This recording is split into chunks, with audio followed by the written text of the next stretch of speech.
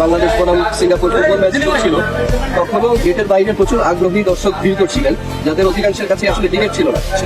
এই অবস্থায় সেনাবাহিনী এবং অন্যান্য আইন শৃঙ্খলা রক্ষাকারী বাহিনীর সদস্যরা বারবার তাদের মৌখিকভাবে সতর্ক করছিলেন যেন কোনো অপ্রীতিকর পরিস্থিতির সৃষ্টি না হয়। এরই মাঝে 4 নম্বর গেটের বাইরে বিনা টিকেটে খেলা দেখতে আসা একজন লোক সব সতর্কতা উপেক্ষা করে হঠাৎ একযোগে গেটের উপর চাপ সৃষ্টি করে এবং এক পর্যায়ে মবের মতো গেটের ভিতরে ঢুকে পড়ে। যখন একটা আন্তর্জাতিক পর্যায়ের খেলা চলছে, সেই অবস্থায় এরকম বিশৃঙ্খল পরিস্থিতি দেশের সুনাম ক্ষুণ্ণ করতে যথেষ্ট।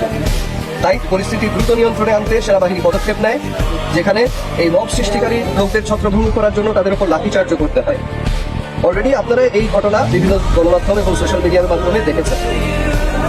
তবে দুঃখজনক হচ্ছে, এই ঘটনার এক পর্যায়ে এই পতাকা বিক্রেতা হান্নান, ওনার উপরে এক সেনা সদস্য লাঠিচার্জ করে। নিঃসন্দেহে এটি একটি অনাকাঙ্ক্ষিত এবং বিচ্ছিন্ন ঘটনা। যদিও পরিস্থিতি নিয়ন্ত্রণ করতে গিয়ে আবেগতাড়িত হয়েই এই ঘটনাটি ঘটেছে বলে মনে হয়, তথাপি এরকম ঘটনা আমাদের কারোই কাম্য নয়। তাই ঘটনাটি নজরে আসার সাথে সাথেই আমরা হান্নানকে খুঁজে বের করি এবং তাকে আমাদের ক্যাম্পে নিয়ে আসি। তার সাথে ওনার বড় ভাইও উপস্থিত আছেন। তার সাথে ঘটে যাওয়া এই অনাকাঙ্ক্ষিত এবং বিচ্ছিন্ন ঘটনার জন্য আমরা তার কাছে দুঃখ প্রকাশ করেছি।